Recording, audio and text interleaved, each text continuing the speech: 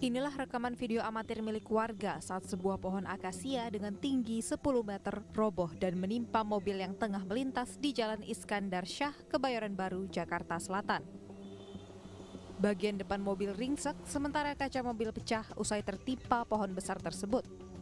Petugas gabungan Damkar, PPSU, dan BPBD langsung memotong pohon tersebut agar tak mengganggu pengguna jalan lainnya. Menurut saksi mata, pohon diduga sudah rapuh termakan usia. Tadi posisinya hujan deras juga sama angin kencang? Nggak ada angin, nggak ada hujan deras, biasa aja. Selesai hujan. Oke, siap. Korban mengalami luka atau gimana, Pak? Kayaknya lecet-lecet sedikit, cuman kena kaca-kaca. Ada lalu parah juga.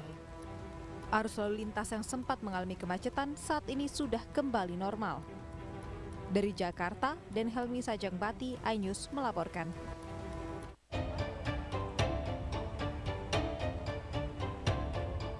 Dengan mengerahkan alat berat, sejumlah warga turun ke sungai untuk membantu proses evakuasi sebuah mobil berjenis sedan yang hanyut terbawa arus sungai Gulang Jero, Desa Gembongan, Mekar, Kecamatan Babakan, Kabupaten Cirebon. Proses evakuasi sempat terkendala karena sulit menggeser posisi mobil yang tersangkut di pepohonan. Sebelumnya, mobil yang dikendarai Aditya bersama satu rekannya melaju dari Desa Gembongan, Mekar.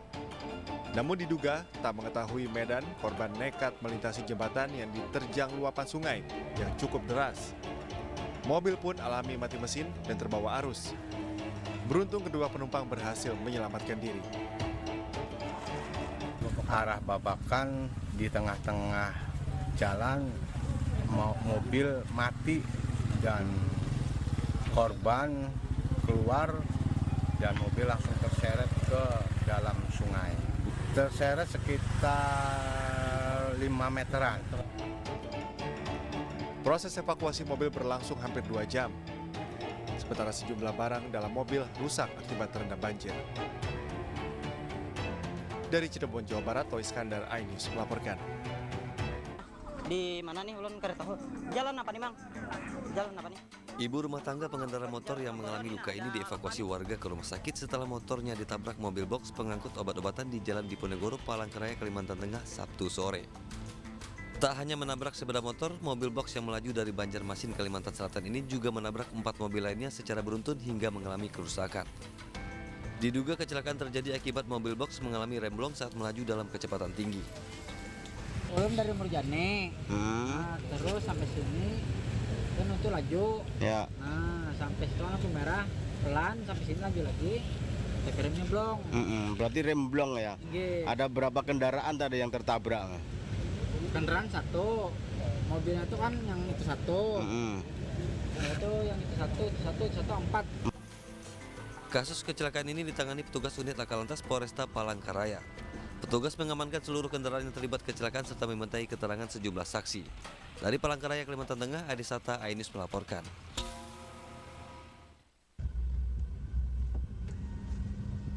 Laka lantas di Jalan Raya Desa Gebang, Kecamatan Arosbaya melibatkan 2 kendaraan yakni mobil pick-up bermuatan buah pisang dan minibus. Kemacetan pun sempat terjadi di jalur Pantura, Madura. Kejadian bermula saat kedua kendaraan sama-sama melaju kencang dari arah utara. Tiba di lokasi, kendaraan minibus dengan penumpang 4 orang menyalip pick-up dari sisi kanan. Naas di waktu bersamaan, mobil pick-up juga ingin mendahului mobil depannya. Benturan keras pun tak terhindarkan, namun tidak ada korban jiwa dalam insiden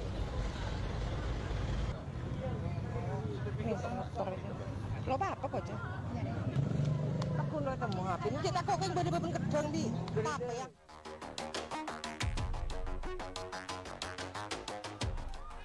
Seorang pria menjadi bulan-bulanan masa lantaran diduga telah melakukan aksi penjambretan telepon genggam milik seorang wanita di Jalan Komarudin, Ujung Karawang, Cakung, Jakarta Timur. Sejumlah emak-emak yang panik ketakutan pun berupaya memisahkan namun tak mampu meredam amarah warga. Pria ini ditangkap oleh warga usai terjebak kemacetan dan menabrak satu unit mobil saat melarikan diri. Sebelumnya pria tersebut telah dikejar oleh korbannya bersama warga lain. Dia dari samping tol lari ke sini. Pas udah di sini kejebak macet, jadi dia nabrak mobil. Jatuh lah di situ.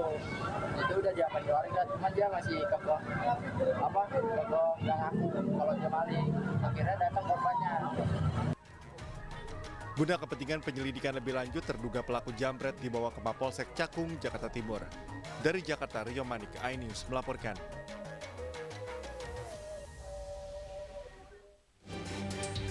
SK 29 tahun ini babak belur usai dihajar massa di Desa Kalidawir, Tanggulangin, Sidoarjo, Jawa Timur karena kedapatan oleh pemiliknya hendak mencuri motor. Pelaku warga Tanah Merah, Bangkalan, Madura ini diketahui merupakan residivis kasus yang sama. Polisi yang datang ke lokasi mengamankan pelaku dari amukan warga.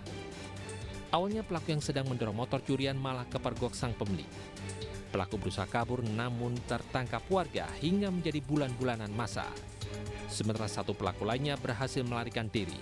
Kepada polisi, pelaku nekat mencuri motor karena ingin memiliki motor untuk bisa dipakai sehari-hari.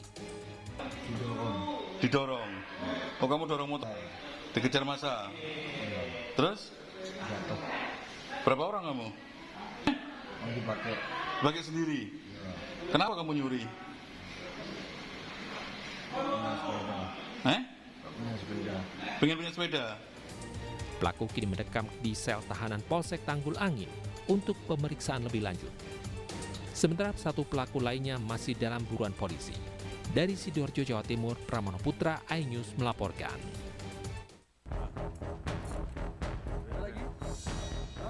Tersangka berinisial MAP tidak berkutik saat petugas meringkus dan menggeledah tubuhnya. Dari dalam kantong baju ditemukan 28 paket kecil sabu seberat 4,6 gram. Tersangka ditangkap saat tengah bersembunyi di kebun sawit di Desa Simpang Kopi, Kecamatan Seisuka, Batubara, tidak jauh dari rumahnya. Kepada polisi, tersangka mengaku dirinya sudah menjalankan bisnis haram ini selama 6 bulan terakhir.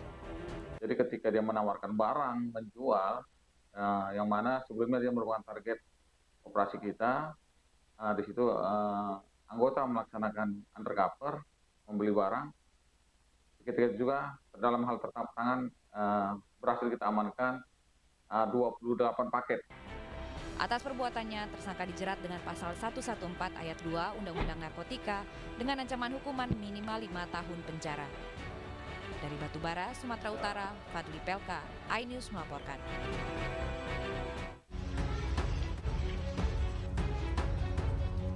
Petugas menggerebek sebuah bengkel motor di Dusun Kedungaten, Desa Kalitengah, Tanggulangin, Sidoarjo, Sabtu siang. Sejumlah aparat dari Polsek Tanggulangin dibantu sejumlah personel TNI mengamankan sejumlah onderdil dan peralatan motor dari dalam bengkel. Penggerebekan bengkel ini sengaja digelar sebagai upaya untuk mengantisipasi balap liar karena bengkel tersebut sering digunakan sebagai tempat untuk bongkar pasang motor yang digunakan balap liar.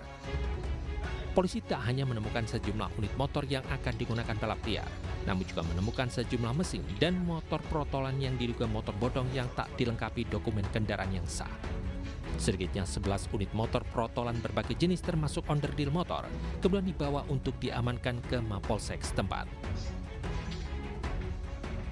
Keadaan motor yang sudah standar, jadi untuk balap liar yang ada di tempat kita. Ya, hari ini kami banyak mengamankan dulu pemilik atau kendaraan roda 2 yang tidak standar yang sudah dibuat untuk balap liar. Untuk kepentingan pemeriksaan lebih lanjut, saat ini seluruh onderdil dan motor yang disita diamankan di Mapolsek Tanggulangin, Sidoarjo. Sementara pemilik bengkel akan dipanggil untuk diperiksa. Dari Sidoarjo, Jawa Timur, Pramono Putra, iNews melaporkan.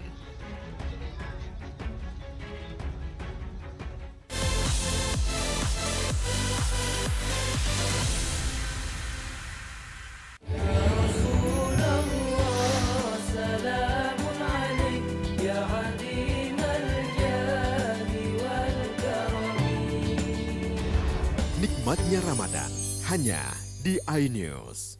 Selamat datang di iNews Today. Lengkapi pagi Anda dengan update informasi terkini. Apa penyebabnya? Apakah karena aspal? Ruas jalan ini amblas membentuk lubang. Boleh nggak sih dikasih senjata? Nggak boleh. Saya punya di bawah supervisor. Kita akan langsung bergabung bersama Giselia Nurrahmat. Sejumlah bahan pokok mulai mengalami kenaikan. iNews Today, setiap Senin sampai Jumat pukul 10 pagi di iNews.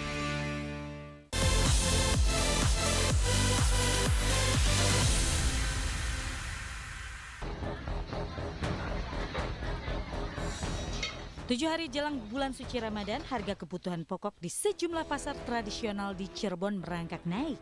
Seperti di Pasar Ciledug, harga daging ayam potong naik signifikan, mencapai Rp42.000 per kilogram. Harga daging ayam potong ini naik rata-rata Rp6.000 per kilogram. Padahal 1 minggu yang lalu, harga daging ayam potong masih dijual dengan harga Rp36.000.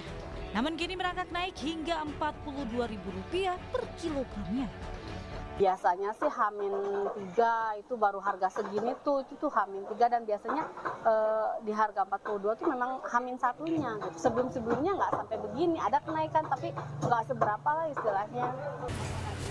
Sementara itu di Cimahi, Jawa Barat, sejumlah harga kebutuhan pokok di pasar atas kota Cimahi, Jawa Barat juga terus mengalami kenaikan harga. Salah satu komoditas harga yang mengalami peningkatan harga yang signifikan yaitu cabai.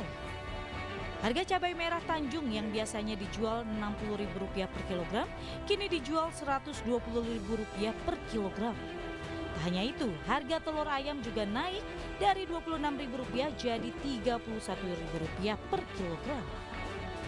120 Pak. Itu cabai apa Pak? Cabai merah Tanjung. Terus kalau yang lain? Cabai keriting yang agak naik teh 80. Asalnya berapa itu? Cabai keriting merah teh asalnya dari 60-an. Kalau Tanjung asalnya berapa? Tanjung sekitar 70-80 sebelum naik 120. Terus untuk cabai rawit? Cabai rawit merah sekarang 80. Itu 80. Turun. Kemarin kan sempat 100 tuh. Segitu turun 80. Menurut para pedagang, kenaikan sejumlah komoditas ini akan terus terjadi hingga hari raya tiba. Tim Liputan iNews melaporkan. Ya, pemirsa, pada pagi tadi, tempat pemakaman umum Kemiri, Rawamangun, Jakarta Timur mulai ramai didatangi para peziarah. Ziarah kubur jelang Ramadan ini adalah sebuah tradisi turun-temurun untuk mendoakan mereka yang mendahului kita, sekaligus membersihkan hati sebelum melaksanakan ibadah puasa. Diperkirakan peningkatan jumlah peziarah akan terus bertambah hingga tanggal 9 dan 10 Maret esok, sehari jelang memasuki hari pertama puasa. Tradisi ini pun menjadi momen yang membawa keberkahan tersendiri untuk para pedagang bunga yang omset penjualannya meningkat drastis. Tak hanya pedagang bunga, juru parkir pun dan pembaca doa musiman juga mendapatkan berkah dari ramainya peziarah.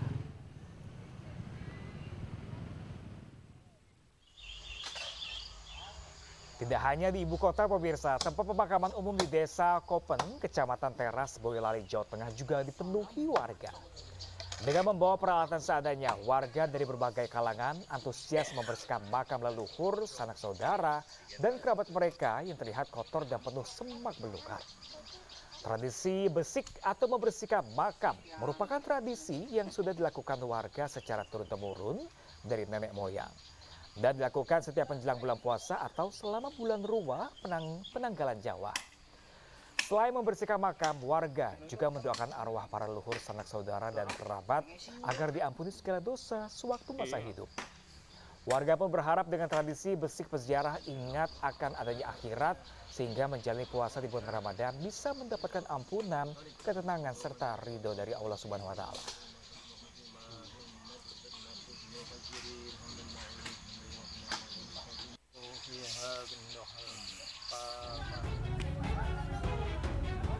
Kericuhan mewarnai proses perhitungan suara di kantor Kecamatan Medan Deli, Kota Medan, Sumatera Utara. Sejumlah saksi partai dan calon legislatif menangkap 2 orang yang sempat kabur dan diduga tim sukses salah satu partai. Saksi mencurigai kedua orang ini berada di dalam ruangan khusus Panitia Pemilihan Kecamatan atau PPK. Keduanya mengaku sebagai staf PPK Kecamatan Medan Perjuangan dan memancing keributan sehingga menyebabkan ricuh. Ada orang luar yang masuk ke mereka CPK. Jadi ditemukan mereka kita dapat orangnya yang masuk.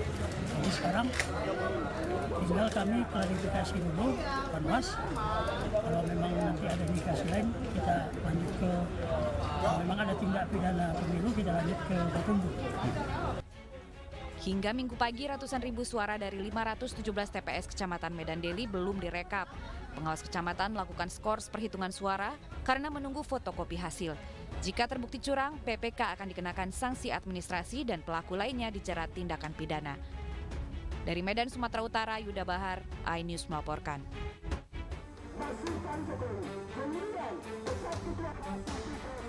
Unjuk rasa digelar ratusan massa aksi yang tergabung dalam Forum Rakyat Sulsel menggugat di depan kantor Komisi Pemilihan Umum KPU Sulsel di Jalan Andi Pangeran Petarani, Kota Makassar. Ratusan massa aksi yang didominasi dari kaum emak-emak ini berunjuk rasa sambil membentangkan spanduk dengan harapan apa yang menjadi aspirasi mereka dapat diperjuangkan dan ditindaklanjuti seluruh komisioner KPU Sulsel. Massa aksi menilai server Sirekap milik KPU sudah disusupkan program pengaturan skor jauh sebelum hari pencoblosan, sehingga terkoneksi dengan berbagai lembaga survei quick-count dan mengunci angka 57-58% untuk kemenangan pasangan calon Capres-Cawapres nomor urut 2 Prabowo Gibran. Untuk itu, massa aksi mendesak Bawaslu, KPU, serta penegak hukum lainnya agar segera membentuk tim audit forensik IT server KPU yang melibatkan tim independen. Perolehan suara Partai Solidaritas Indonesia mendadak melejit. Hingga Sabtu siang, perolehan suara PSI menyentuh angka 3,12%. Hal ini sontak menimbulkan kecurigaan. Bagaimana tidak, dalam hasil hitung cepat, partai berlogo mawar merah itu terancam tidak lolos ambang batas parlemen dengan hasil 2,6%. Namun dalam hitungan KPU, suara PSI yang semula 2,29 juta ada kenaikan lebih dari 103.000 suara dalam kurun waktu 29 jam. Kini, perolehan suara PSI menyentuh 2,39 juta suara atau 3,12%. Pengamat politik dan juga Direktur Eksekutif Indikator Politik Burhanuddin Muhtadi turut mengkritisi anomali perolehan suara PSI yang melesat melebihi hasil hitung cepat sejumlah lembaga survei. Melalui cuitan di akun X, Burhan berpesan kepada PSI untuk menerima lapang dada ketimbang berhasil lolos ke parlemen namun menimbulkan delegitimasi terhadap hasil pemilu 2024. Anomali tidak hanya terjadi pada suara PSI, tetapi juga Partai Gelora. Baik PSI dan Gelora, keduanya merupakan partai koalisi pengusung Capres-Cawapres nomor urut 2, Prabowo Subianto dan Gibran Rakabuming Raka. Sementara dalam berbagai kesempatan, PSI percaya diri partai yang dipimpin putra bungsu Presiden Jokowi Kaisang Pangarep akan lolos parlemen di pemilu 2024. Dari Jakarta, Tim Liputan iNews melaporkan.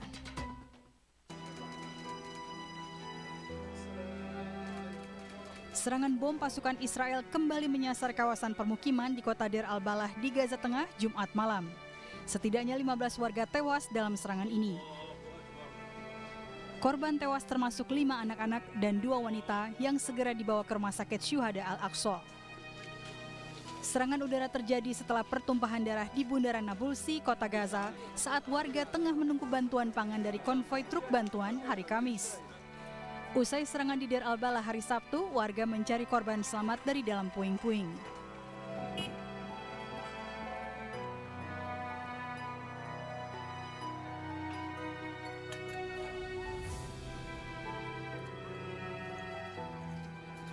Di antara bangunan yang hancur akibat hantaman rudal dan bom Israel, warga memeriksa Masjid Al-Bukhari yang ikut hancur.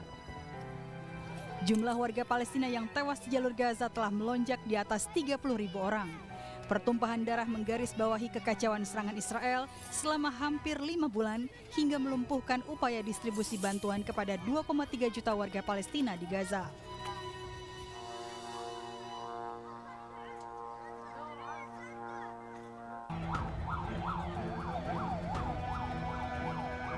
Warga dan petugas medis langsung bergegas menuju sebuah permukiman di kota Rafah yang menjadi sasaran serangan udara Israel. Bersama warga, petugas medis bahu-membahu menyelamatkan korban yang tertimbun reruntuhan bangunan. Dalam 24 jam terakhir, Kementerian Kesehatan melaporkan 96 orang tewas dan 172 warga lainnya terluka. Korban tewas dan luka terbanyak diderita wanita dan anak-anak. Para korban sipil ini mengungsi dari utara ke Rafah untuk mencari lokasi aman. Namun, di Rafah para pengungsi justru terus mendapat serangan Israel. Perang lebih dari 4 bulan antara Hamas Israel hingga kini menewaskan 29.878 warga Gaza dan melukai 70.215 orang. Jumlah korban tewas ini belum termasuk dengan ribuan warga yang dinyatakan hilang karena diduga tertimbun reruntuhan dan belum kunjung ditemukan.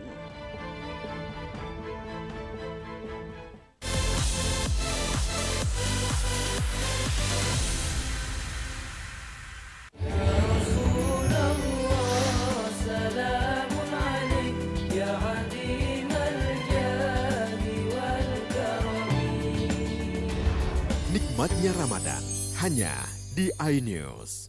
Selamat datang di iNews Today. Lengkapi pagi Anda dengan update informasi terkini. Apa penyebabnya? Apakah karena aspal ruas jalan ini amblas membentuk lubang? Boleh nggak sih dikasih senjata? Boleh. Saya punya di bawah supervisor. Kita akan langsung bergabung bersama Giselia Nurahmat. Sejumlah bahan pokok mulai mengalami kenaikan. iNews Today setiap Senin sampai Jumat pukul 10 pagi di iNews.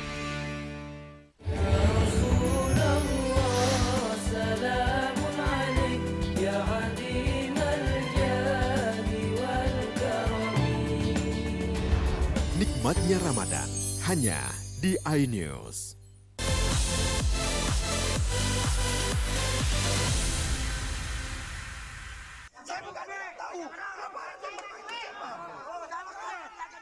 Kericuhan terjadi karena ada tangan salah satu pendemo yang sedang berorasi mengenai muka polisi yang berjaga dan langsung dibalas dengan pukulan.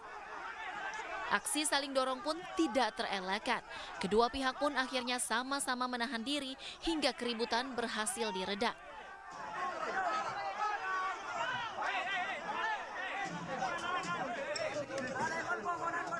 Sebelumnya, massa memaksa masuk ke dalam gedung PKPRI tempat dilakukannya rekapitulasi hasil pemilu 2024 untuk Kabupaten Pamekasan. Mereka meminta agar dilakukan penghitungan suara ulang. Tak hanya itu, pendemo juga menghalau siapapun untuk masuk ke gedung.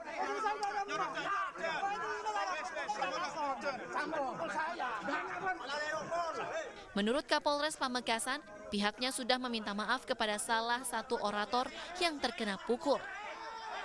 Dari Pamekasan, Jawa Timur, Dedi Prianto, iNews melaporkan.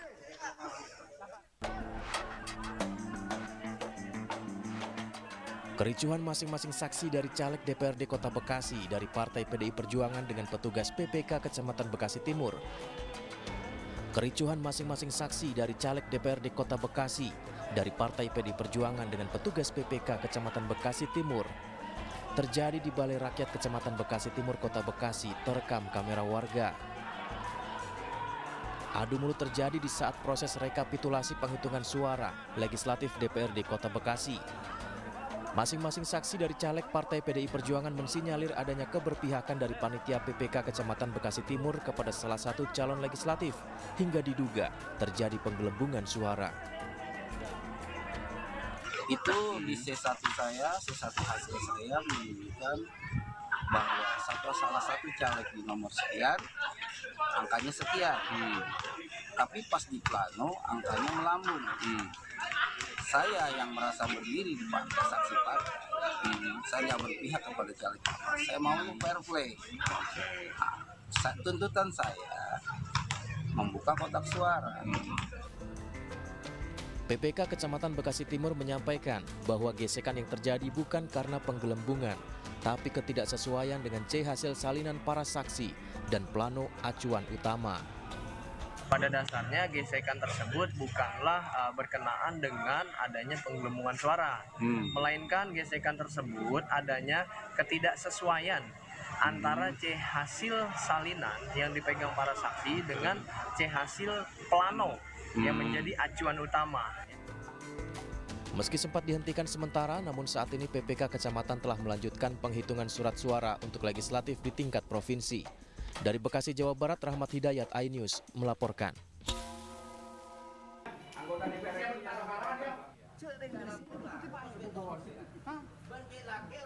Caleg DPR RI dari Partai Amanat Nasional Slamet Aryadi mengamuk saat mendatangi kantor panitia pemungutan Kecamatan Lenteng, Sumeneb, Jawa Timur.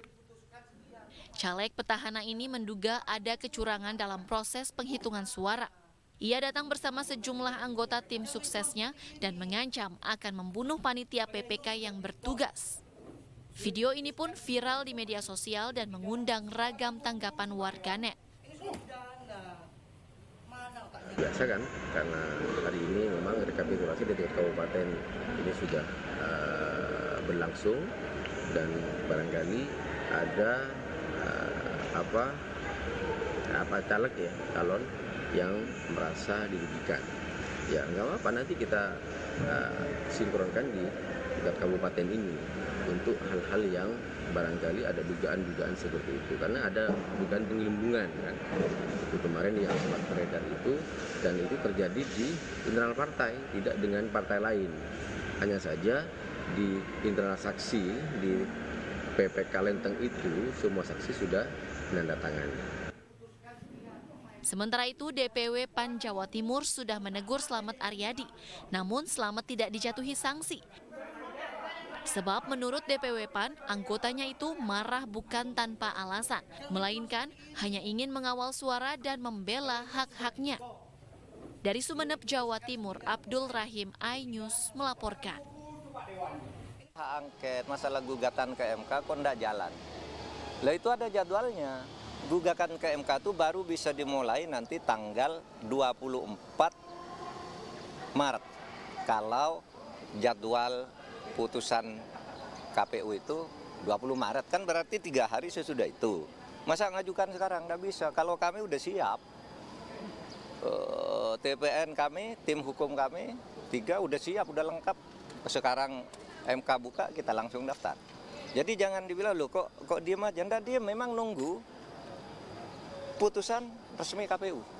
Keputusannya siapa yang angkanya terbanyak, nah baru sudah itu 3 hari sudah itu baru sidang. Jadi jangan dibilang diam, kami bergerak terus.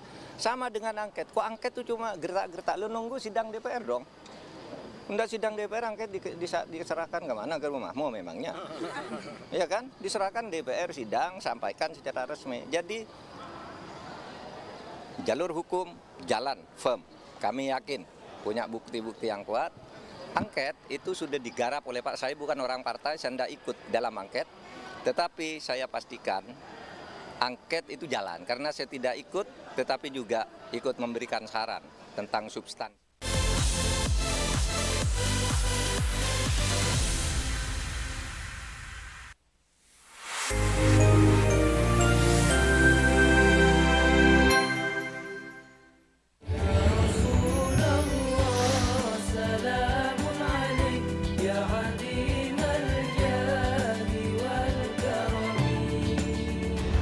Nikmatnya Ramadan hanya di iNews. Hai, namaku Grini. Grini mau ajak teman-teman untuk menjaga bumi kita tercinta dari kerusakan.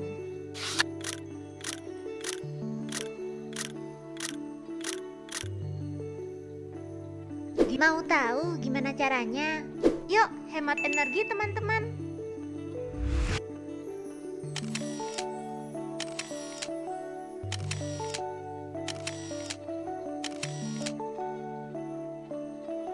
Kurangi penggunaan plastik sekali pakai.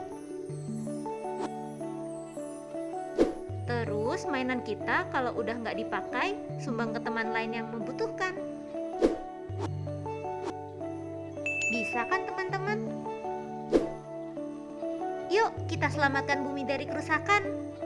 Untuk masa depan kita teman-teman.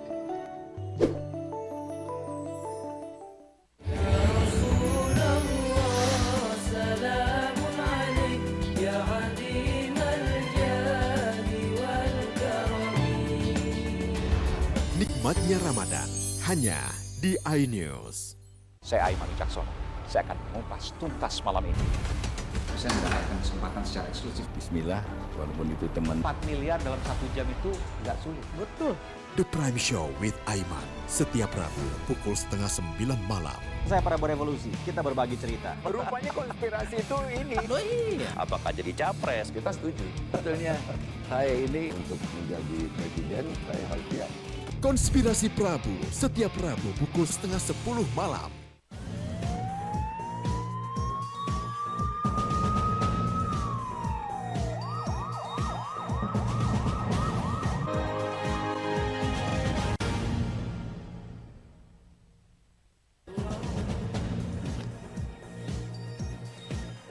Dua pembunuh adik mantan bupati dituntut hukuman mati.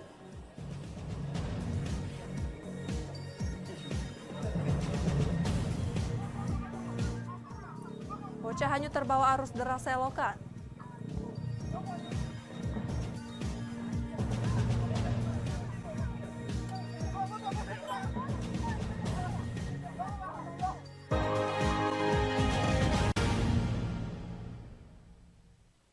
Selamat pagi, apa kabar pemirsa? Senang sekali saya dapat menemani Anda untuk menyampaikan berita kriminal dan peristiwa yang terjadi di Sumatera Selatan dan sekitarnya dalam program Borgol.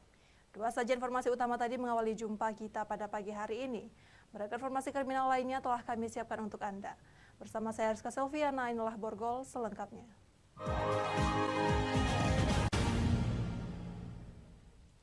Dua saudara pelaku pembunuhan terhadap adik mantan Bupati Muratara yang sempat hebohkan masyarakat di persidangannya dinyatakan bersalah membunuh dan dituntut jaksa keduanya hukuman mati.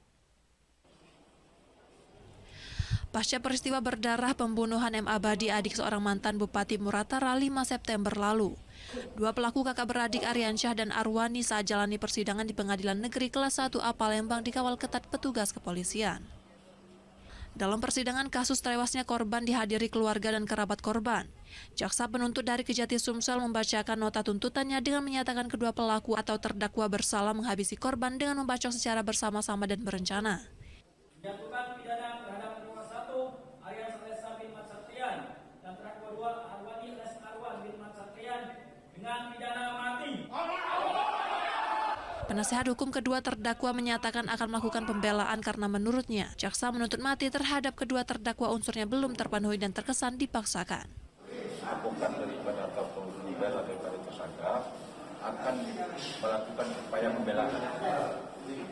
Menurut analisa kami bahwa terhadap kasus ini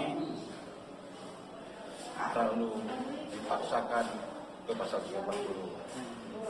Karena unsurnya menurut kami belum terpenuhi. Selanjutnya persidangan ditunda majelis hakim hingga pekan depan. Dari Palembang, Guntur, iNews melaporkan. Naas dialami pengendara sepeda motor di Kabupaten Oki, Sumatera Selatan. Gara-gara satu unit truk memutar balik kendaraan di jalan raya menyebabkan nyawa melayang. Ironisnya pengendara truk melarikan diri. Maut tak dapat terelakkan. Itulah yang terjadi oleh pengendara sepeda motor jenis PCX yang dikendarai Sanusi, 39 tahun berboncengan dengan ibunya Nuryati, 60 tahun, yang menjadi korban tabrak lari. Kejadian ini bermula saat sepeda motor naas ini melaju dari arah Lampung ke kota Kayu Agung Oki. Tepat di Desa Talang Pangeran, Kecamatan Teluk Gelam, sepeda motor menabrak satu unit truk cold diesel yang sedang memutar arah. Kedua korban sempat melarikan diri ke rumah sakit terdekat, namun naas nyawa Sanusi tidak dapat tertolong. Sementara Nuryati mengalami luka dan masih dalam perawatan intensif. Korban merupakan warga desa Rasuan Baru, Kecamatan Madang, Suku 2, Kabupaten Oku Timur, Sumatera Selatan. Semua kendaraan yang terlibat laka lantas sudah diamankan polisi guna proses hukum lebih lanjut. Sementara sopir truk melarikan diri. Berdasarkan hasil olah TKP dan keterangan dari saksi-saksi yang kita temui di lapangan bahwa didapat informasi bahwa kendaraan truk ini berusaha untuk memutar balik, namun di saat yang bersamaan datang kendaraan roda 2 sehingga terjadilah laka lantas di lokasi tersebut. Untuk kendaraan-kendaraan yang terlibat sudah kami amankan di unit laka Satlantas Polres. Pengguna jalan dihimbau untuk berhati-hati saat berkendara, jangan sampai membahayakan keselamatan diri maupun orang lain. Dari Komering Ilir Fitriadi, iNews melaporkan. Satres Narkoba Polres Oku Timur meringkus tersangka penyalahgunaan narkotika jenis sabu. Tersangka diamankan beserta barang bukti 2 paket kecil narkoba jenis sabu-sabu senilai Rp300.000.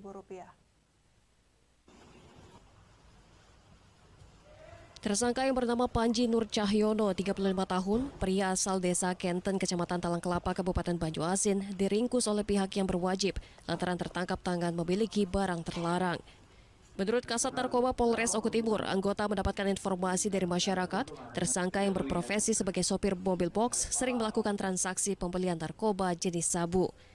Anggota yang mendapatkan informasi tersebut bergerak cepat dengan melakukan penyelidikan, dan hasilnya didapat 2 paket klip kecil narkoba jenis sabu-sabu yang disimpan tersangka di dalam dompet pribadi miliknya.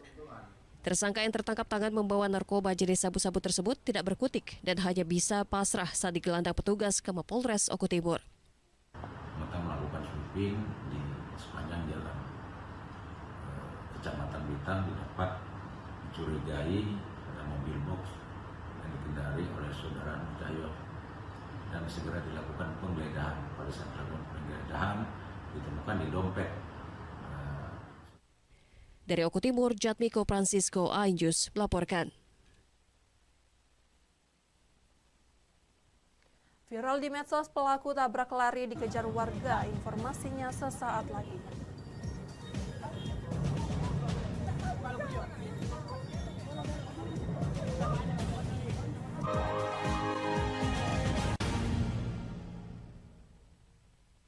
Selamat datang di iNews Today. Lengkapi pagi Anda dengan update informasi terkini. Apa penyebabnya? Apakah karena aspal luas jalan ini amblas membentuk lubang? Boleh nggak sih dikasih senjata? Nggak boleh. Saya punya di bawah supervisor. Kita akan langsung bergabung bersama Giselia Nurahmat. Sejumlah bahan pokok mulai mengalami kenaikan. iNews Today setiap Senin sampai Jumat pukul 10 pagi di iNews.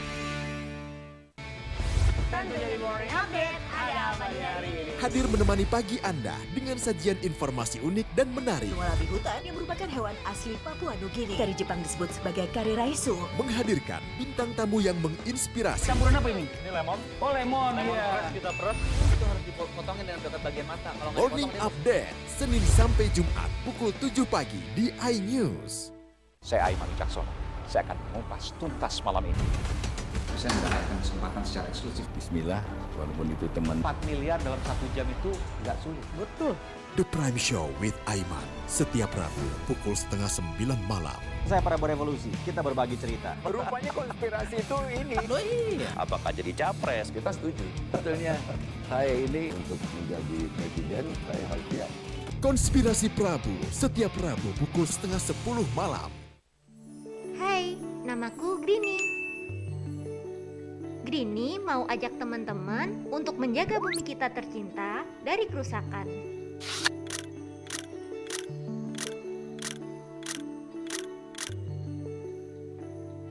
Mau tahu gimana caranya? Yuk, hemat energi teman-teman.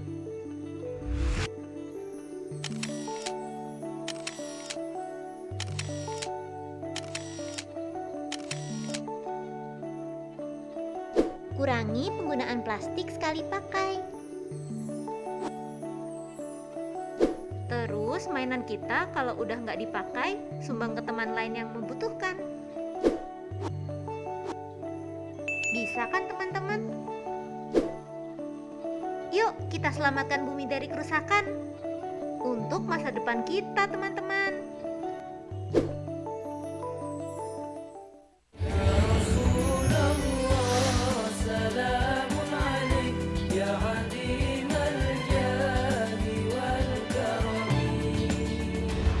Nikmatnya Ramadan hanya di iNews.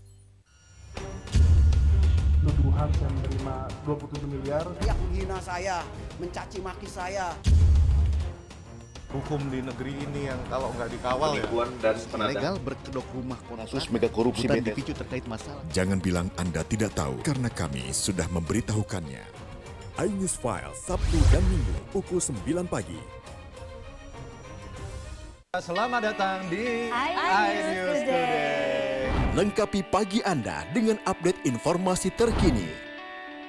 Apa penyebabnya? Apakah karena aspal luas jalan ini ambles membentuk lubang? Boleh nggak sih dikasih senjata? Mbak Vera, boleh. Saya punya di bawah supervisor. Kita akan langsung bergabung bersama Giselia Nurahmat. Sejumlah bahan pokok mulai mengalami kenaikan. iNews Today, setiap Senin sampai Jumat pukul 10 pagi di iNews.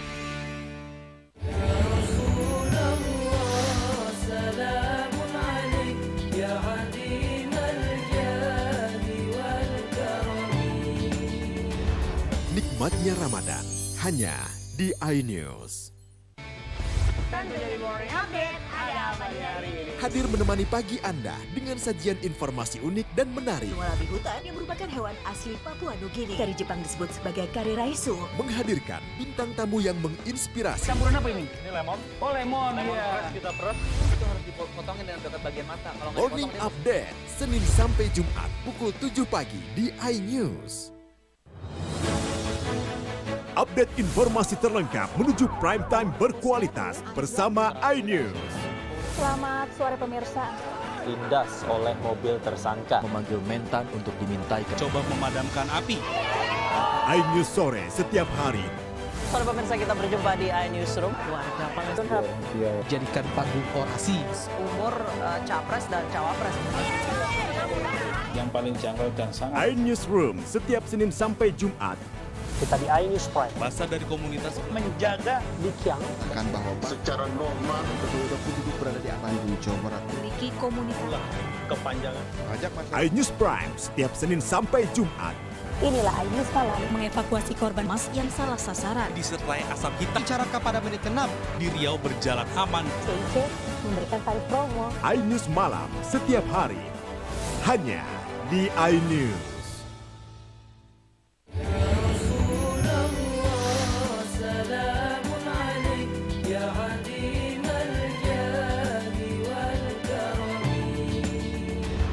Nikmatnya Ramadan hanya di iNews. Kompilasi seputar keunikan, keajaiban, dan hal-hal menarik di berbagai belahan dunia. Suku Sentinel dipercaya berasal dari Afrika yang bermigrasi ke pulau itu sejak 60.000 tahun yang lalu. Seperti apa sejarah kelam dari tragedi tenggelamnya kapal Titanic? Lantas siapa tokoh di balik anime yang legendaris? OMG setiap hari pukul 8 malam hanya di iNews.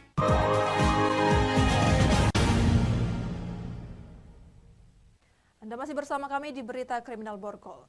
Satu unit mobil mewah yang melakukan tabrak lari diamankan oleh petugas Satlantas Polrestabes Palembang saat hendak melarikan diri. Pengendara mobil tersebut diamankan usai terlibat senggolan dengan kendaraan lain. Beginilah suasana saat mobil mewah berwarna putih melarikan diri pasca terlibat senggolan dengan mobil lainnya di Jalan Basuki Rahmat, Kota Palembang. Namun pelarian mobil berwarna putih dengan nomor polisi BG1224QQ itu terhenti usai dihadang lajunya akibat terjebak macet dan dihampiri oleh seorang wanita berbaju merah yang merupakan korban yang ditabraknya. Kemudian diamankan petugas Satlantas Polrestabes Palembang yang berada di Jalan Jenderal Sudirman. Melihat situasi yang tidak kondusif dan hendak dihakimi oleh warga yang kesal, petugas kepolisian mengamankan pengendara tersebut ke unit Laka Lantas Polrestabes Palembang. Diketahui peristiwa ini bermula ketika mobil berwarna putih tersebut terlibat senggolan dengan mobil lainnya di Jalan Mayor Salim Batubara. Lalu dikejar oleh mobil yang disenggol hingga tiba di Jalan Basuki Rahmat. Namun ketika didekati, pengendara mobil tersebut kembali melarikan diri, hingga akhirnya tertangkap oleh petugas di Jalan Jenderal Sudirman, Palembang. Mobil putih, itu tadi si Kok Wong. Dibawa polisi langsung. Itu apa katanya tadi, tabrak lari bang ya? Tabrak lari. Dapatnya banyak ya? Dapatnya di mana bang? Dicegat apa mana? Dalam keadaan macet ya? Peristiwa ini sempat menghebohkan lantaran terjadi di saat jam ramai pengendara melintas. Kini kedua pengendara mobil sepakat untuk berdamai dan menyelesaikan permasalahan tersebut secara kekeluargaan setelah difasilitasi oleh Satlantas Polrestabes Palembang. Dari Palembang, Guntur, iNews melaporkan. Video seorang bocah penjual pisang coklat diduga menjadi korban perundungan oleh sekelompok orang di salah satu warung makan yang berada di Kota Palembang dengan menyuruh bocah tersebut untuk melakukan perbuatan tidak pantas sehingga viral di media sosial. Video sekelompok orang yang diduga melakukan perundungan atau bullying terhadap seorang bocah penjual pisang coklat dengan menyuruh sang bocah untuk melakukan perbuatan tidak pantas dan direkam menggunakan ponsel viral di media sosial. Di dalam rekaman video tersebut terdengar sekelompok orang menyuruh sang bocah untuk menonton layar ponsel yang menampilkan wanita seksi dibarengi dengan menyuruh bocah tersebut untuk melakukan perbuatan tidak pantas dengan diupah uang sebesar Rp250.000. Diketahui video tersebut dialami oleh DI 13 tahun, warga Kecamatan Alang-Alang Lebar, Kota Palembang dan terjadi pada Selasa malam lalu. Korban merupakan siswa kelas 8 sekolah menengah pertama yang kerap membantu orang tuanya berjualan pisang coklat di kawasan Simpang 5 DPRD Provinsi Sumatera Selatan. Sang perekam video yakni Dede 27 tahun warga Puncak Sekuning Kota Palembang. Menanggapi tersebar luasnya video tersebut, kedua belah pihak yang merekam dan bocah yang diduga menjadi objek perundungan menempuh jalan damai. Mohon maafnya untuk keluarga Diki, untuk Diki. Jadi wong lain tuh persepsinya jadi pelecehan, padahal di situ tidak, hanya bercanda weh. Jadi tolong ya buat rekan-rekan media yang lain, tolong jangan dipersebar luaskan karena itu hanya candaan, nanti takutnya wong nuduh Diki ini jadi yang tidak. Kita kenal sama Kenal, udah kenal. Oh jadi itu iseng spontan itu. Korban yang didampingi sang ibu dan bibi telah memaafkan perekam video dan meminta agar peristiwa ini tidak dibesar-besarkan lantaran mengganggu mereka dalam mencari nafkah. Ngira ke gawe yang kayak ini, sebenarnya udah tuh biasa dia nih sering di situ lah berjualan, di situ juga tempat kami mencari rezeki lah. Ini tiba-tiba di viral tuh, padahal kan cuma main-main bae bercanda kan dengan omongan itu. Ini si Dedek nih nganggap dia tuh keluarga. Karena anak kami kan sering di situ, tempat dia main, tempat berdagang, mencari rezeki. Dari Palembang, Guntur, iNews melaporkan. Jual aset Yayasan Batang Hari 9 milik Pemprov Sumsel yang berada di Yogyakarta hingga rugikan negara sebesar 10 miliar. Kejati Sumsel tetapkan pengurus yayasan dan seorang notaris jadi tersangka. Setelah ditangkap dan diperiksa selama 3 jam oleh tim penyidik Kejati Sumsel, EM seorang notaris di Palembang dan ZT mantan pengurus Yayasan Batang Hari 9 ditetapkan sebagai tersangka kasus dugaan korupsi penjualan aset Yayasan Batang Hari 9 milik Pemprov Sumsel berupa asrama mahasiswa. Keduanya langsung ditahan di lapas perempuan kelas 2A Palembang selama 20 hari ke depan agar tidak melarikan diri dan menghilangkan barang bukti. Menurut keterangan Kasih Penkum Kejati Sumsel, modus yang dilakukan para tersangka yakni berawal dari tersangka AS yang sudah meninggal dunia selaku mantan pengurus yayasan di tahun 2015, meminta kepada tersangka EM seorang notaris di Palembang untuk menerbitkan akta pendirian yayasan. Setelah akta diterbitkan, tersangka almarhum AS kemudian menerbitkan surat kuasa kepada tersangka ZT untuk menjual aset yayasan. Akibat ulah para tersangka ini, negara mengalami kerugian mencapai 10 miliar rupiah. 97 yang dibuat oleh EM atas permintaan SJ dengan MR. Jadi mereka berdua itu datang ke kantor EP. Kemudian setelah dibuatnya akta itulah yang dijadikan oleh SJ, kemudian MR untuk terjadinya transaksi jual beli yang memang aset yang dijual itu aset Yayasan Batang Hari 9. Dari Palembang, Guntur, iNews melaporkan. Bocah hanyut terbawa arus deras selokan, informasinya setelah pariwara berikut.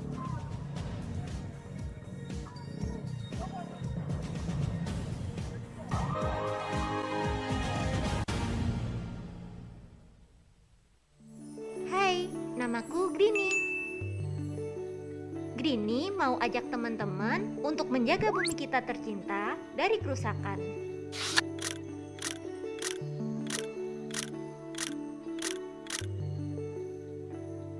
Mau tahu gimana caranya? Yuk, hemat energi teman-teman.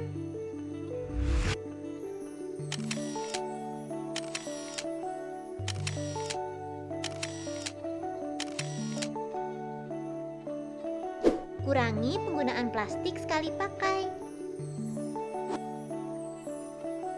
Terus Terus mainan kita kalau udah nggak dipakai, sumbang ke teman lain yang membutuhkan. Bisa kan teman-teman? Yuk kita selamatkan bumi dari kerusakan. Untuk masa depan kita teman-teman.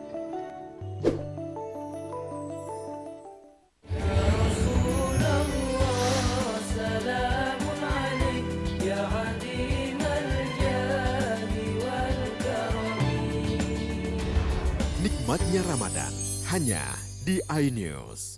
Selamat datang di iNews Today.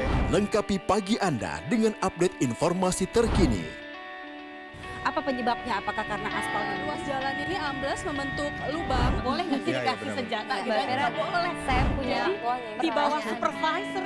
Kita akan langsung bergabung bersama Giselia Nur Rahmat. Sejumlah bahan pokok mulai mengalami kenaikan. iNews Today setiap Senin sampai Jumat pukul 10 pagi di iNews.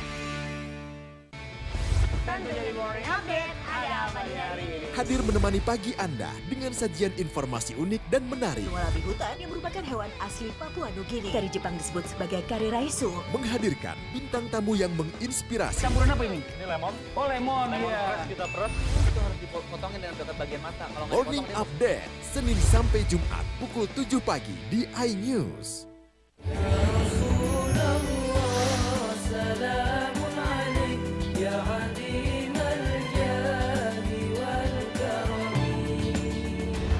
Nikmatnya Ramadan hanya di iNews. Kompilasi seputar keunikan, keajaiban, dan hal-hal menarik di berbagai belahan dunia. Suku Sentinel dipercaya berasal dari Afrika yang bermigrasi ke pulau itu sejak 60.000 tahun yang lalu. Seperti apa sejarah kelam dari tragedi tenggelamnya kapal Titanic? Lantas siapa tokoh di balik anime yang legendaris? OMG setiap hari pukul 8 malam hanya di iNews.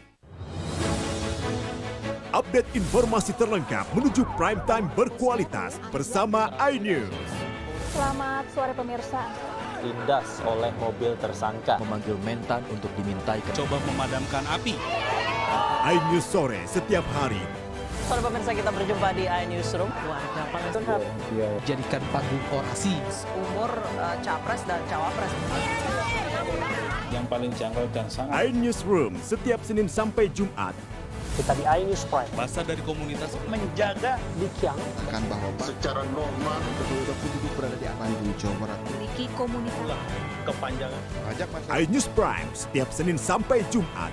Inilah iNews Malam mengevakuasi korban mas yang salah sasaran. disertai asap hitam. Bicarakan pada menit ke-6 di Riau berjalan aman. CIC memberikan tarif promo. iNews Malam setiap hari hanya di iNews.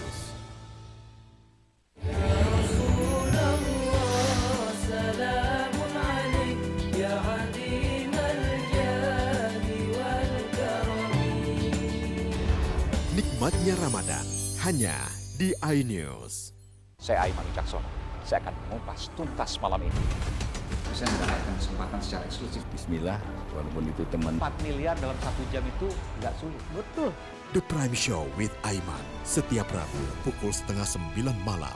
Saya Prabowo Revolusi, kita berbagi cerita. Rupanya konspirasi itu ini. Oh iya. Apakah jadi capres? Kita setuju. Sebetulnya saya ini untuk menjadi presiden, saya harus siap. Konspirasi Prabu setiap Rabu pukul 9:30 malam. Kompilasi seputar keunikan, keajaiban, dan hal-hal menarik di berbagai belahan dunia. Suku Sentinel dipercaya berasal dari Afrika yang bermigrasi ke pulau itu sejak 60.000 tahun yang lalu. Seperti apa sejarah kelam dari tragedi tenggelamnya kapal Titanic? Lantas siapa tokoh di balik anime yang legendaris? OMG setiap hari pukul 8 malam hanya di iNews.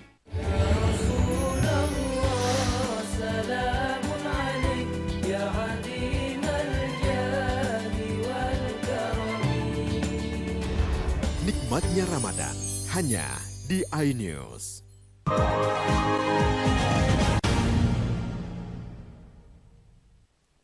Anda masih bersama kami di Berita Kriminal Borgol. Bocah berusia 3 tahun di Palembang terjatuh dan hanyut di sebuah selokan. Balita tersebut masuk ke dalam gorong-gorong terbawa arus air yang deras akibat hujan. Penyelamatan dan evakuasi berjalan dramatis.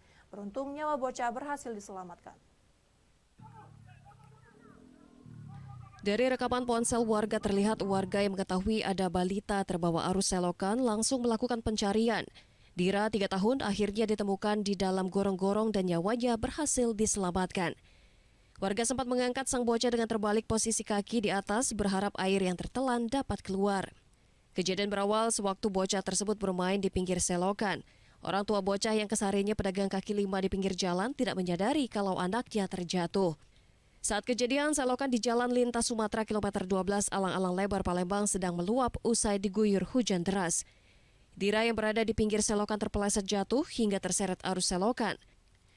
Bocah tersebut terlihat masuk ke dalam gorong-gorong, hanyut sejauh 40 meter. Orang tua bocah mengaku langsung mengejar saat mendengar teriakan warga dan beramai-ramai mencari korban. Nyampak ke dalam gorong. Lagi apa ada semacam zaman? Main. Memang mandi hujan enggak? Kakak sempat sambut di situ ya? Iya. Cuman enggak ketangkep.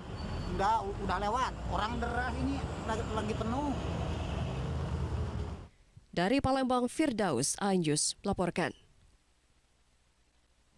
Miris yang dialami Agus warga kota Lubuk Linggau, Sumatera Selatan saat istrinya Tania hendak melahirkan. Diduga ditolak oleh petugas RSUD Siti Aisyah Lubuk Linggau. Saat hendak menyambut rasa haru bahagia atas kelahiran anak pertamanya, pasangan suami istri ini saat tiba di Rumah Sakit Umum Daerah Siti Aisyah, Kota Lubuk Linggau, malah ditolak dan diarahkan ke rumah sakit lain. Sebelum ke rumah sakit, keluarga kecil ini berangkat dari rumahnya terlebih dahulu menuju ke klinik persalinan di dekat rumahnya dengan menggunakan sepeda motor. Setiba di klinik, bidan di sana melihat kondisi sang istri hendak melahirkan dan karena kondisi darurat satu kakinya bayi sudah keluar. Lalu bidan langsung memberikan rujukan untuk dibawa ke rumah sakit. Menggunakan taksi online, pasangan ini langsung menuju ke RSUD Siti Aisyah. Setiba di rumah sakit, tidak ada penanganan serius dari petugas di sana. Menurut Agus, perawat dari rumah sakit mengatakan bahwa saat ini inkubator di sana tidak ada dan dalam kondisi rusak. Dan lalu petugas rumah sakit menyuruh istrinya agar dipindahkan ke rumah sakit lain. Nah, waktu ke Siti Aisyah itu di jalan tuh selalu naik Grab, nggak boleh naik motor. Sebab lah parah kata bidan tuh. Nah, nyampe lah Siti Aisyah tuh. Nah, aku udah dibawa motor. Nah, pas bawa motor tadi, baru nyampe lah selalu balik. Nggak tahu rujukan ke mana, dia balik soda. Sedangkan dalam ruangan Siti Aisyah ada bayi. Aku nengok dulu ya saat dia bayi dulu. Sementara itu, PJ Wali Kota Lubuk Linggau meminta maaf atas kejadian ini dan meminta Dinas Kesehatan dan Direktur RSUD Siti Aisyah untuk menyelesaikan masalah ini agar peralatan yang kurang dan yang rusak untuk segera diperbaiki.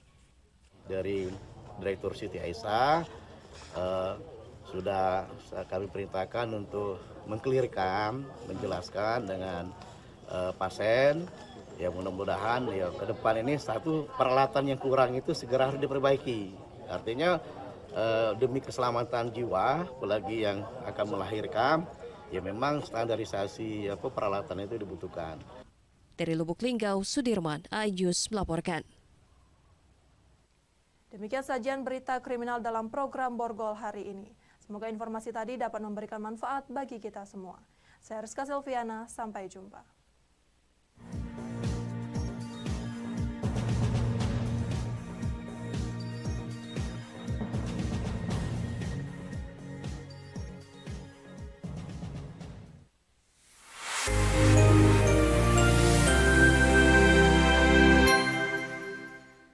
Selamat datang di iNews Today.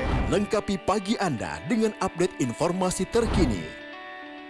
Apa penyebabnya? Apakah karena aspal ruas jalan ini ambles membentuk lubang? Boleh nggak sih dikasih senjata? Nggak boleh, saya punya di bawah supervisor.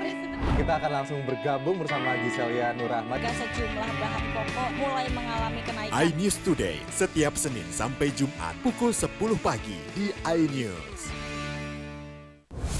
Kompilasi seputar keunikan, keajaiban, dan hal-hal menarik di berbagai belahan dunia. Suku Sentinel dipercaya berasal dari Afrika yang bermigrasi ke pulau itu sejak 60.000 tahun yang lalu. Seperti apa sejarah kelam dari tragedi tenggelamnya kapal Titanic? Lantas siapa tokoh di balik anime yang legendaris? OMG setiap hari pukul 8 malam hanya di iNews. سلام عليك يا عديم Nikmatnya Ramadan hanya di iNews.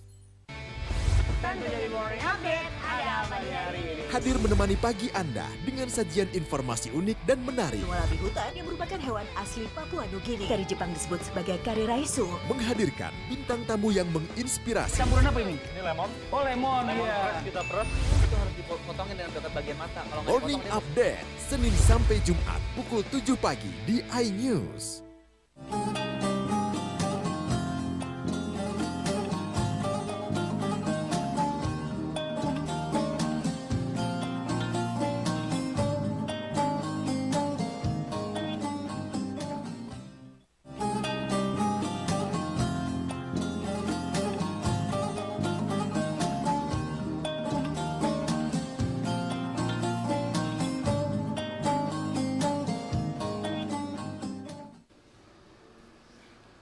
Boleh mode sujud dia itu cuma nempelin kening tanpa menempelkan hidung.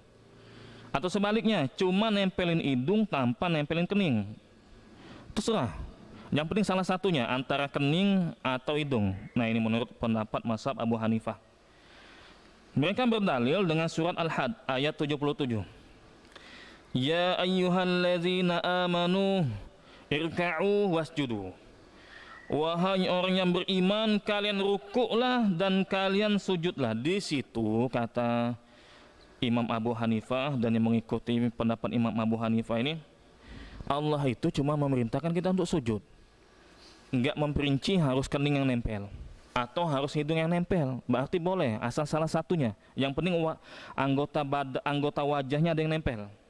Karena Allah memerintahkan secara umum, secara makna kalian sujud.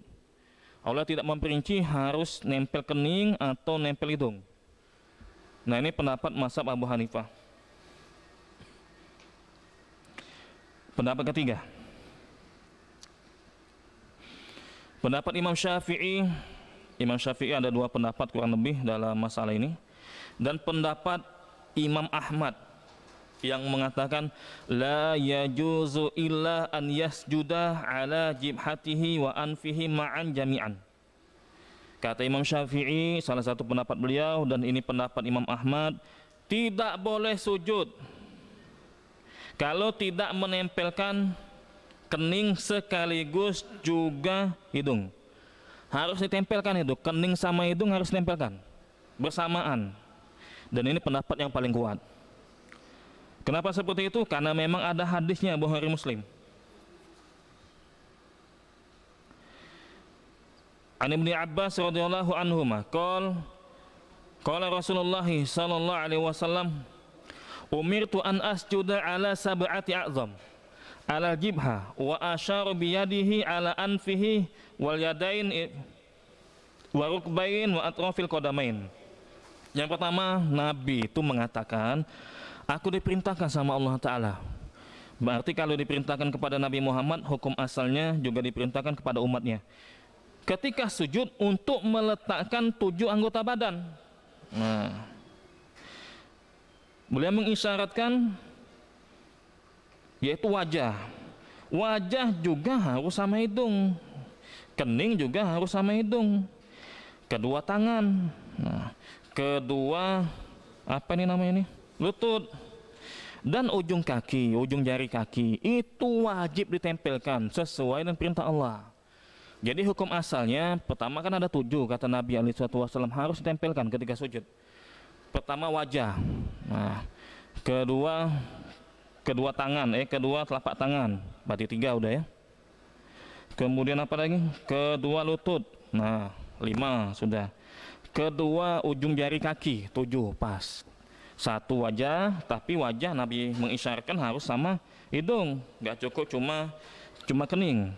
Kemudian harus 2 telapak tangan, 2 lutut, dan kemudian 2 ujung jari kaki. Itu harus ditempelkan ketika sujud, baru sujudnya itu bisa dikatakan sah.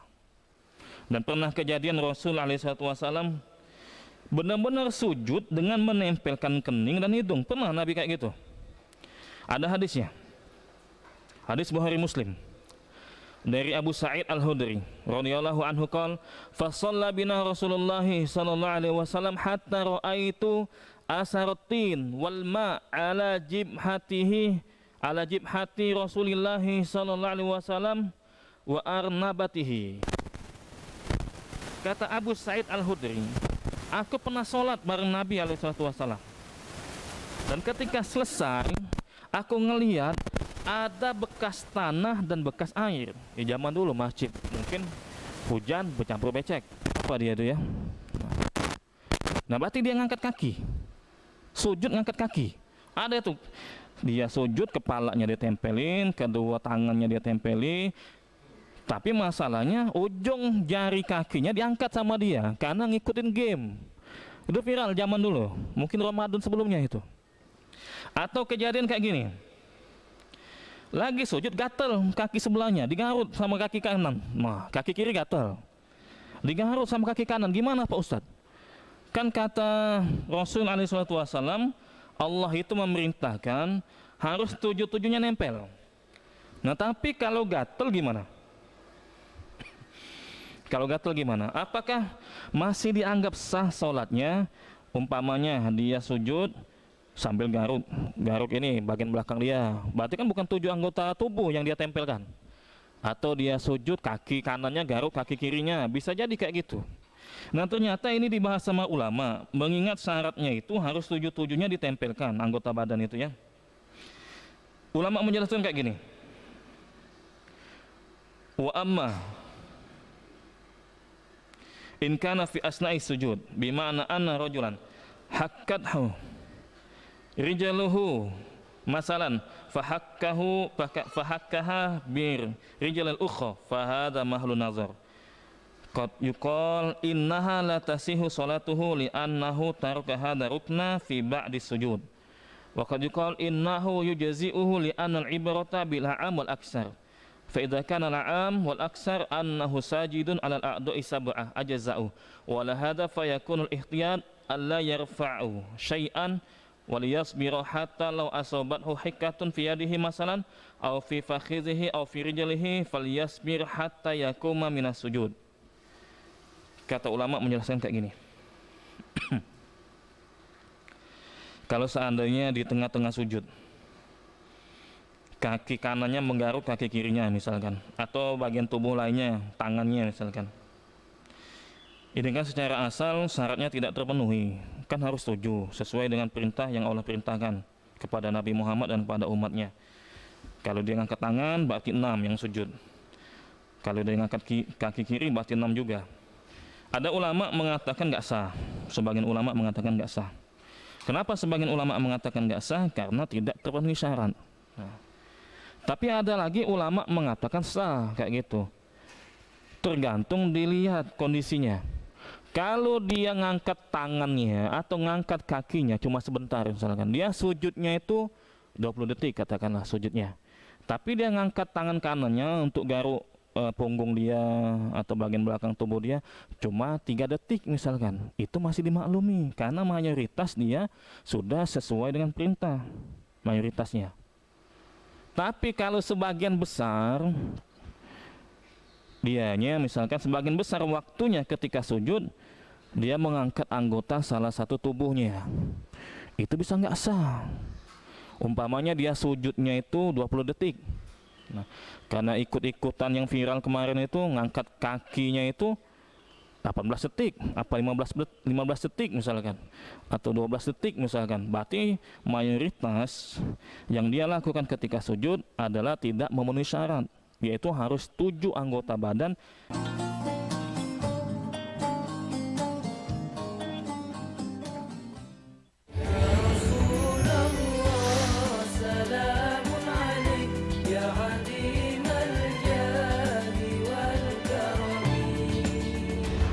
Nikmatnya Ramadan hanya di iNews. Kompilasi seputar keunikan, keajaiban, dan hal-hal menarik di berbagai belahan dunia. Suku Sentinel dipercaya berasal dari Afrika yang bermigrasi ke pulau itu sejak 60.000 tahun yang lalu. Seperti apa sejarah kelam dari tragedi tenggelamnya kapal Titanic? Lantas siapa tokoh di balik anime yang legendaris? OMG setiap hari pukul 8 malam hanya di iNews. سلام عليك يا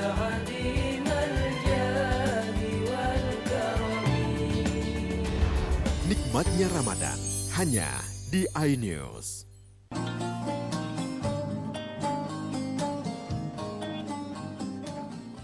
Sujud adalah tidak memenuhi syarat, yaitu harus 7 anggota badan yang wajib dia tempelkan. Allah alim bisawab.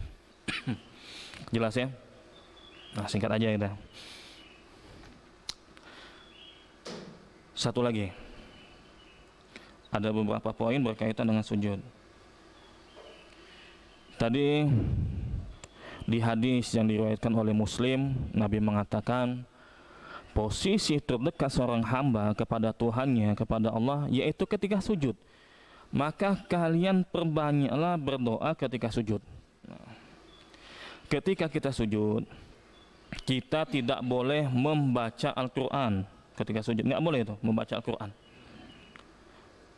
Karena ada dasarnya. Ala wa inni nuhitu an aqra al-Quran raki'an wa sajidan. Hadis riwayat Muslim. Ketahuilah, kata Nabi Muhammad SAW, aku ini dilarang untuk membaca Al-Quran ketika ruku dan ketika sujud. Nah gimana Pak Ustadz? Kadang-kadang kita baca doa dari ayat Al-Quran. Rabbana atina fid dunya hasanah, misalkan gitu ya. Rabbana atina fid dunya hasanah wa fil akhirati hasanah wa qina adzabannar. Ini kan ayat ini. Sedangkan kata Nabi SAW nggak boleh baca ayat Al-Quran ketika sujud. Tapi itu kandungan maknanya doa. Boleh nggak kita kayak gitu? Kata ulama, sebagian ulama mengatakan itu masih dibolehkan. Dengan syarat saat itu dia itu meniatkan dirinya itu sedang berdoa, bukan sedang baca Al-Quran. Kalau niat dia saat itu membaca Al-Quran, membaca ayat Al-Quran untuk berdoa, berarti dia dianggap berdoa. Tapi kalau niat dia baca ayat Al-Quran untuk memang baca ayat Al-Quran, misalkan mau nunggu imam baca dulu ayat misalkan, nah ini yang nggak boleh, tergantung niatnya. Karena kata Rasulullah SAW, innamal a'malu binniyat wa innama likulli imri'in ma nawa. Sesungguhnya amalan itu tergantung dengan niatnya, dan dia akan mendapatkan apapun yang dia niatkan. Nah itu salah satu penjelasan ulama. Ada lagi ulama dalam mazhab Syafi'i menjelaskan. Az-Zarkasi menjelaskan mahalul karoha ma idza qasada bihal qiraah fa in qasada bihad du'a was-sana fayanbaghi an yakuna kama law qanata bi ayatin al-Qur'an ay fala yakuna makruhan. Itu makruh model kayak gitu dia, baca ayat Al-Qur'an makruh hukumnya. Nah itu. Tapi kalau dia meniatkan, memaksudkan dia membaca ayat Al-Quran itu untuk doa, untuk memuji Allah, maka boleh seperti itu. Allah alim bisawab, boleh ya. Itu kalau membaca ayat Al-Quran. Lebih amannya lagi, agak diganti dikit kalimatnya. Misalkan Rabbana atina diganti Allahumma, sama aja Rabbana tuh sama Allahumma diganti sedikit. Allahumma atina fid dunya hasanah, kalau mau lebih aman lagi. Tapi memang ada sebagian ulama mengatakan dibolehkan baca ayat Al-Quran dengan syarat dia meniatkan itu dia saat itu sedang berdoa. Allah alim bisawab. Nah yang terakhir ya. Banyak ditanyakan kadang-kadang masalah berdoa dengan menggunakan bahasa Indonesia. Nah, itu. Berdoa dengan menggunakan bahasa Indonesia, sebagian ulama mengatakan dibolehkan. Kenapa dibolehkan? Karena Nabi hanya memerintahkan kita untuk memperbanyak berdoa ketika sujud tanpa membuat aturan apakah harus pakai bahasa Arab atau tidak boleh pakai bahasa Arab. Umum itu perintah Nabi, fa'aksirud du'a, kata Nabi SAW, perbanyaklah berdoa ketika sujud. Itu alasan pertama. Alasan kedua, salah satu contohnya misalkan ketika tasyahud akhir, Nabi memerintahkan summa yatakhayyaru minal mas'alati masya'ah. Kalian minta apapun terhadap permasalahan yang kalian inginkan. Minta A, minta B. Dan lagi-lagi Nabi tidak menghususkan, memperinci apakah harus menggunakan bahasa Arab atau dengan menggunakan bahasa Indonesia atau bahasa selain Arab. Seperti itu. Allah alam bisawab, saya lebih condong ikut pendapat ulama yang mengatakan dibolehkan dia berdoa ketika sujud atau selesai membaca doa tasyahud akhir dengan menggunakan bahasa selain Arab. Adapun alasan ulama yang mengatakan tidak boleh itu, alasan mereka sebagiannya, kita ini sholat dari awal sampai akhir itu pakai bahasa Arab. Dari takbiratul ihram itu kan bahasa Arab tuh, Allahu Akbar bahasa Arab. Sampai salam assalamualaikum warahmatullahi itu kan bahasa Arab. Dari awal sampai akhir itu bahasa Arab. Maka nggak boleh diisi dengan selain bahasa Arab, bahasa Indonesia, bahasa Jawa, bahasa Palembang dan seterusnya. Nah, kita katakan pendapat ini yang dimaksud itu, kalau zikir-zikir itu memang ada rangkaiannya dalam sholat. Zikir atau doa ruku memang harus bahasa Arab, doa sujud memang harus bahasa Arab, baca Al-Fatihah, nah ini memang harus bahasa Arab. Tetapi kalau dia berdoa dengan menggunakan bahasa selain Arab boleh, karena nggak ganggu, asalkan doa rukunya sudah dia baca. Doa itu bukan rangkaian ibadah sholat, bukan, tapi tambahan, dibolehkan. Yang nggak boleh itu doa ruku, doa sujud diganti dengan bahasa selain Arab, itu nggak boleh. Allah alim bisawab. Nah, coba saya cari lagi poinnya. Nah, satu lagi saya tambah yang ini ya. Doa sujud itu macam-macam. Ini yang terakhir lah ini. Doa sujud itu macam-macam. Ada yang redaksinya itu mengatakan subhana rabbil a'la. Ada, boleh kayak gitu. Itu riwayat Muslim.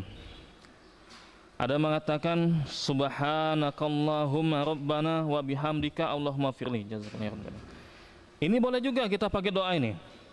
Ini hadis Bukhari Muslim.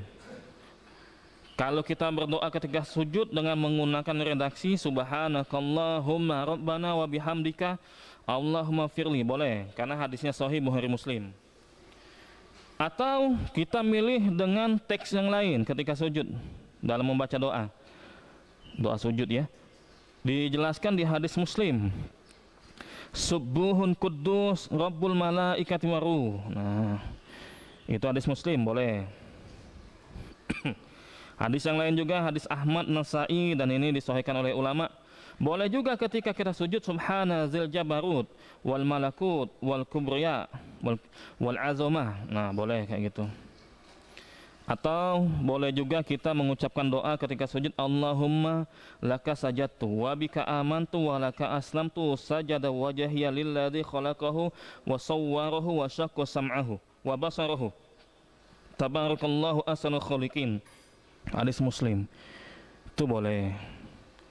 Berarti kurang lebih yang saya catat ini ada 5 macam-macam doa sujud. Boleh nggak Pak Ustadz digabung? Nah, digabung semuanya misalkan ya. Doa pertama dilanjutkan doa kedua sampai doa kelima. Nah itu ya. Kalau menurut Imam Nawawi dibolehkan. Menurut Imam Nawawi ya, dalam mazhab Syafi'i itu dianjurkan. Asal syaratnya tidak memberatkan jemaah. Nah lamunnya imamnya ini. Ternyata dia membaca variasi doa ketika sujud. Kalau tidak memberatkan jemaah silakan. Gitu. Yang jelas dalam mazhab dalam pendapatnya Imam Nawawi, mazhab Syafi'i, dibolehkan menggabungkan berbagai macam doa ketika sujud. Allah a'lam bishawab.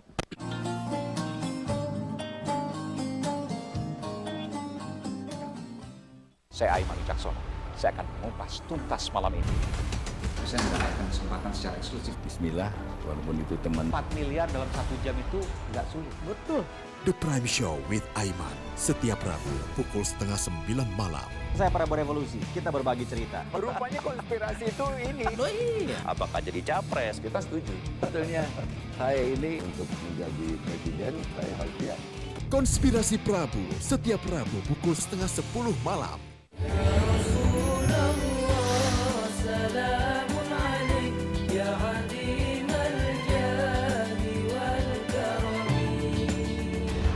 Nikmatnya Ramadan hanya di iNews.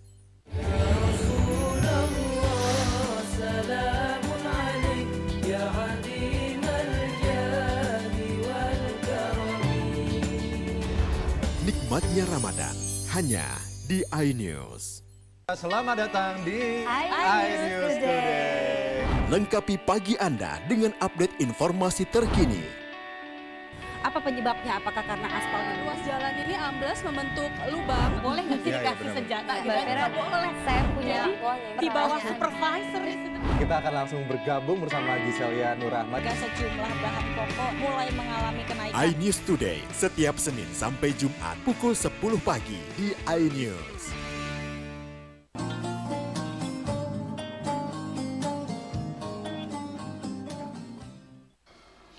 Nah, tadi kan syaratnya seperti itu. Kita ini sujud itu dalam sehari berapa kali? Alhamdulillah dikasih hidayah untuk sujud. Ada tata cara sujud yang maksimal pahalanya ada, yang sempurna ada itu. Walaupun itu sunnah hukumnya, gitu ya. Sebagian sunnah hukumnya memang. Cara sujud seperti ini, inilah yang sempurna. Kata ulama menjelaskan. Yang pertama menempelkan dahi dan hidung di lantai. Memang ulama tadi beda pendapat ya. Tuh. Ini yang pertama. Kemudian cara kedua, supaya sujud kita ini lebih mendapatkan pahala kalau kita menjalankan ajaran-ajaran Rasulullah SAW berkaitan dengan tata cara sujud yang lebih mendekati sempurna. Kalau sujud itu meletakkan kedua tangan di lantai, tapi sejajar dengan pundak atau telinga. Nah itu dapat pahala itu, mau kayak gitu. Kita sujud nih, sujud kita letakkan tangan kita di lantai, sejajar sama pundak kita atau telinga. Itu dapat pahala itu. Karena memang ada hadisnya. Hadis riwayat Abu Daud, Tirmizi dan hadis ini disahihkan oleh ulama. Tsumma sajadah. Fa'amkana anfahu wa jibhatahu wa nahayadaihi an janbaihi wa wada'a kaffaihi hazwa mankibaihi. Nabi itu ketika sujud meletakkan hidung dan keningnya. Banyak banget riwayat hadis yang mengatakan Nabi kalau sujud menempelkan kening dan hidung. Tapi tangannya, kedua tangan Nabi sejajar dengan kedua pundak. Ini ada hadisnya. Tinggal milih kita mau sejajar dengan kedua pundak dapat pahala. Itu lebih sempurna. Atau mau sejajar dengan telinga, ada juga hadisnya. Hadis riwayat Ahmad. An Wa'il al-Hadrami annahu ra'a an-nabiyya sallallahu alaihi wasallam hina sajada wa yadahu qaribatani min udhunaihi. Hadis riwayat Ahmad dan ulama menilai hadis ini sahih. Wa'il bin Hadrami radhiyallahu anhu mengatakan, aku pernah melihat Nabi sujud dan kedua tangan Nabi itu sejajar dengan kedua telinganya. Tinggal milih kita. Mau kita dapat pahala sunnah, tangan kita sejajarkan dengan pundak, apa dengan telinga. Kalau enggak kedua-duanya gimana Pak Ustadz? Pala sini misalkan, nah ada model kayak gitu. Sah tetap, asal ditempelin, kedua telapak tangan tempelin, hidung sama kening tempelin, kedua lutut tempelin, kedua ujung jari kaki tempelin. Tapi kalau mau dapat pahala lebih, letakkanlah tangan kita ketika sujud sejajar dengan pundak atau telinga kita. Lebih dari itu nah kayak gini misalkan, masih sah Bapak, masih sah. Itu ya masih sah. Yang enggak boleh itu sujud menempelkan siku. Jangan, dilarang kita sujud seperti anjing kata Rasulullah SAW yang menempelkan siku. Nah itu. Nah kemudian tambahan pahalanya ketika sujud, jari-jari tangan kita itu dirapatkan ketika sujud dan menghadapkan ke arah kiblat. Nah, ini dirapatkan. Tapi kalau agak miring gini, nah masih sah gini sujudnya. Katakan masih sah. Asal syarat minimalnya tadi ditempelkan kedua telapak tangan, kedua lutut, kedua jari, ujung jari, apa kening sama hidung, masih sah. Tinggal kalau mau lebih tambahan pahala, dirapatkan jarinya ketika sujud dan dihadapkan ke arah kiblat. Iya itu ya. Yang kemudian selanjutnya, siku tadi diangkat, jangan ditempelkan. Siku itu diangkat dan tidak ditempelkan ke perut sini. Nah itu. Tapi lihat-lihat kalau kita berjamaah jangan terlalu lebar. Nah misalkan gini, memang sunnahnya kita jangan tempelkan. Tapi jangan terlalu kita ini misalkan terlalu lebar membuka siku tadi. Nah gini misalkan, keganggu orang sebelah kita. Seperti itu ya. Ada hadisnya, hadis Bukhari. Fa idza sajada wada'a yadayhi ghaira muftarishin wala qabidihima. Nabi itu kalau sujud, tangannya itu, sikunya itu tidak ditaruh di lantai dan tidak dirapatkan sikunya itu ke bagian tubuh Nabi alaihi salatu wasallam. Kemudian kalau pengen dapat tambahan pahala yang lain ketika sujud, kedua tumit dirapatkan, tumit kaki dirapatkan. Nah, jari-jari kaki ditekuk menghadap kiblat. Itu sunnah itu hukumnya. Walaupun nggak wajib, sunnah itu. Walaupun dia nggak nempelin tumit tetap sah, asal syaratnya 7 anggota tubuh tadi ditempelin. Tapi kalau mau tambahan pahala, sekali lagi tumit dirapatkan. Jari-jari itu ditekuk menghadap kiblat. Karena memang ada hadisnya, hadis Baihaqi, hadis dari Hakim dan disahihkan oleh Imam Zahabi. An Aisyah qalat faqadtu Rasulullah sallallahu alaihi wasallam wa kana ma'i ala firashi fawajadtuhu sajidan rasan akibaihi mustaqbilan bi atrafi asabihi al-qiblah. Kata Aisyah radhiyallahu anha, pernah suatu saat aku kehilangan Nabi. Mana Nabi? Padahal tadi Nabi berada satu ranjang dengan Aisyah. Maka ketika aku cari, kata Aisyah, aku dapati Nabi sedang sujud. Nah itu kata Aisyah, sedang sujud. Tapi posisi sujudnya itu 2 tumit beliau rapatkan dan ujung-ujung jari kaki beliau hadapkan ke arah kiblat. Itu hukumnya sunnah. Allah a'lam bishawab. Nah, semoga ini bermanfaat bagi kita semua. Inilah tentang tata cara sujud. Semoga aktivitas kita ini ketika sujud bisa menambah pahala kita. Rugi kita kalau kita nggak menjalankan sunnah ketika sujud. Karena setiap saat kita sholat itu sujud. Dan kita sholat itu mengharapkan dapat pahala. Maka tadi yang telah disampaikan, yang penjelasan ulama tadi, sebisa mungkin kita amalkan. Tumit dirapatkan, ujung jari kaki dihadapkan kiblat, begitu juga telapak tangan, jari-jarinya dirapatkan menghadap kiblat dan yang lainnya. Allah a'lam.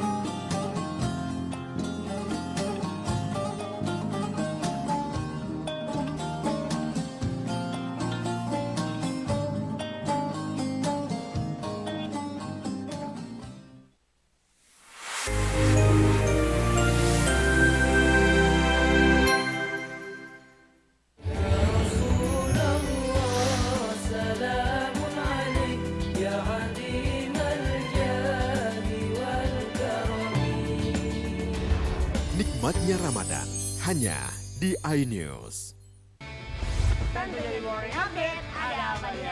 Hadir menemani pagi Anda dengan sajian informasi unik dan menarik. Wallaby hutan yang merupakan hewan asli Papua Nugini. Dari Jepang disebut sebagai kare raisu. Menghadirkan bintang tamu yang menginspirasi. Campuran apa ini? Ini lemon. Oh lemon, Lemon iya. fresh kita peres. Itu harus dipotongin dengan dekat bagian mata. Kalau nggak Morning dipotong, Update, Senin sampai Jumat.